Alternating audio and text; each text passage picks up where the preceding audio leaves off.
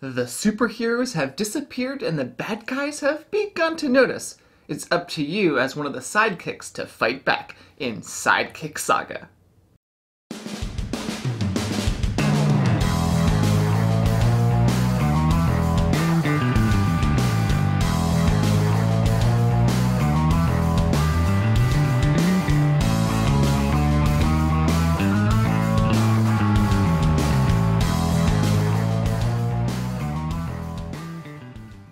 Welcome to Tantrum House Studio D, I'm Kevin Delp.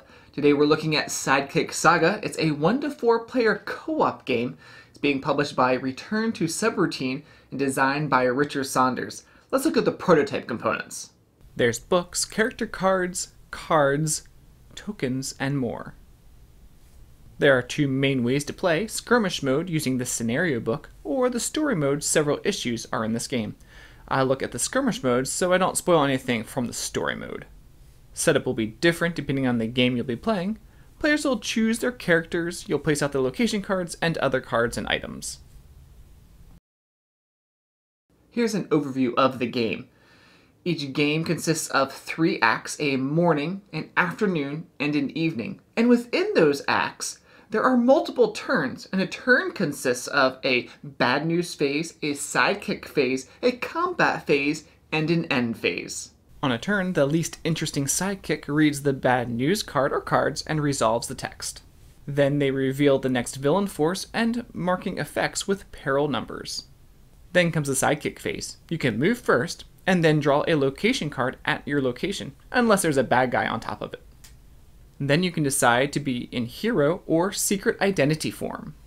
If in secret identity, then draw a lead card and play as many cards as you can, but no combat for you this turn. If in hero form, then you can do one of the following: play cards, or move yourself to the top of the sidekick of interest chart, or discard a card to rotate a gang. We'll talk about that a little later. Then comes the combat phase. Your stats are all going to be listed on your character card: attack power, range, defense, hack attack, hack defense, and movement. You could do a hack attack, which can put the bad guys in disarray. Disarray means that the bad guy is inactive. The card is rotated 90, 180, or 270 degrees. It'll take a while for them to become active again the farther they are rotated. And then the active bad guys attack based on their card. Then if you didn't do a hack attack, you can attack. You take your attack power minus the defense, and that's your attack. Let's take a moment and talk about villains and their power structure. For example, you can't attack this bad guy until these 2 are defeated, meaning you have to defeat the other bad guys before you can even start attacking the main villain. I think this is one of the unique mechanics in this game. After combat, you move to the end phase. The city terror goes up for each active bad guy, and everything in disarray is rotated 90 degrees counterclockwise. The game will continue until all the bad guys are defeated, or all the sidekicks are defeated, or until the end of Act 3. There are a lot of different cards for the sidekicks that they'll pick up along the way.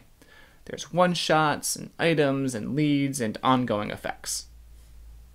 Now, throughout the game, you're going to be balancing what types of things you can get, because you can get items in the location deck while you're in hero form, but when you're in hidden identity form, you can get these lead cards that are helpful, but then you can turn them in to get really cool cards like these X-ray specs that let you draw from the bottom of the location deck, or like things like this Cave Warrior card that can get you to move around a lot faster. But you can't stay in hidden identity form too long because you need to be in hero form to fight the bad guys. You can pass cards via the supply line, but make sure you're passing the correct way. There is also a communicator that each player has that you can pass stuff at any time, but that's a one-time use. There are a few different scenarios in the scenario book, from easy, medium, to hard, but the meat of the game is in the story mode, and there's different issues for each of those games. Here are the different issues, and I wanted to show you some of the card art as well, but I don't really want to spoil anything but that.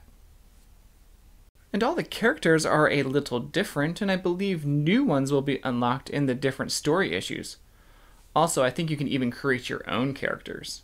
If you're looking for a co-op adventure where you take on the role of a sidekick, working together with your teammates to take down the bad guys, then check out Sidekick Saga, coming to Kickstarter, and we'd love for you to subscribe to Tantrum House.